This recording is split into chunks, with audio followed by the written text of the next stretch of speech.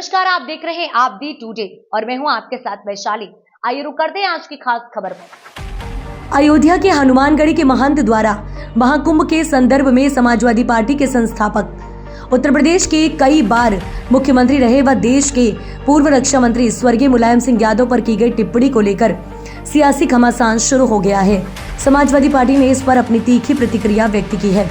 Samajwadi party ने इस मामले में हनुमानगढ़ी के महंत की टिप्पणी की कड़े शब्दों में निंदा की है।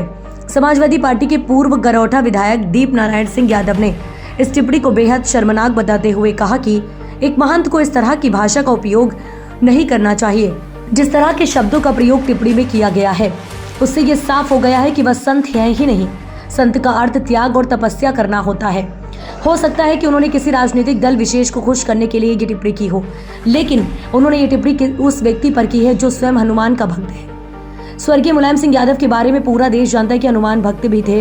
ऐसे में भगवान हनुमान से जुड़े हुए संत अगर इस तरह की टिप्पणी करते हैं तो इसे शर्मनाक भी कहा जाएगा। उन्होंने कहा कि जिस तरह की भाषा का उपयोग हुआ है वह संत की भाषा नहीं हो सकती, इसलिए उन्हें संत बनने के लिए एक और जन्म लेना पड़ेगा।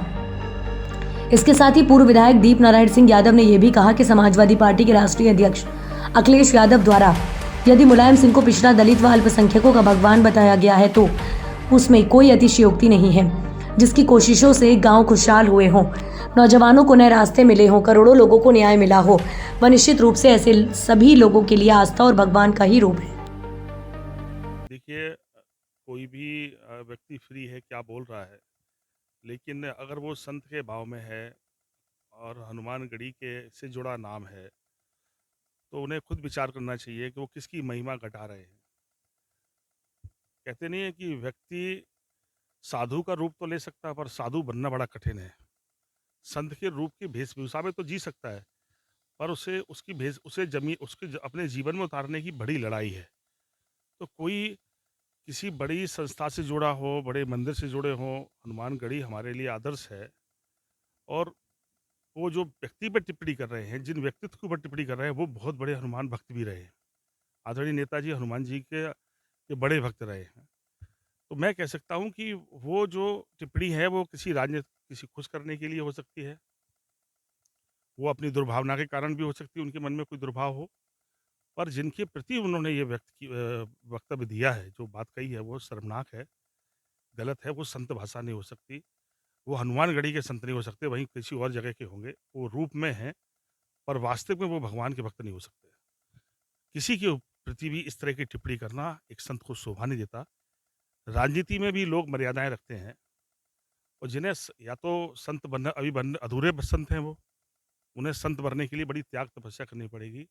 भगवान हनुमान की तरह उन्हें पहले उनका भक्त तो बने कि वो क्या बोल रहे हैं, उनके कहने से किसको कितने लाखों लोगों को कितना कष्ट पहुंचा होगा।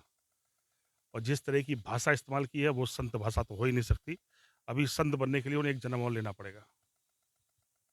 सच है, कुछ लोग ऐसे पैदा हुए हैं जिनके नाम किसी परिवार से जुड़े हो सकते हैं, उसमें नेताजी हैं, लेकिन जिनकी कोशिशों से करोड़ों लोगों को न्याय मिला हो, जिनकी कोशिशों में हजारों लाखों करोड़ों परिवारों को बदला हो, जिनकी सोच ने लाखों नौजवान पीढ़ी के लोगों को नया रास्ता दिया हो, जिसने देश के गांव की तस्वीर को बदला हो, वो व्यक्ति किसी के पिता और किसी पार्टी के अकेले ही नेता नहीं है, बल्कि करोड़ों लोगों की आस्था और उनकी उम्मीदों के, उनके सपनों के लिए वो देवता है, वो भगवान है हमारे लिए। मैं कह सकता हूँ कि उनके ऊपर ये टिप्पणी करना और एक ऐसी जगह का नाम जोड़कर संत ने किया। हनुमानगढ़ी के लोगों को भी सोचना चाहिए कि कैसे लोगों के साथ हनुमान जी का नाम को जोड़कर वो कहीं न कहीं भगवान की महिमा को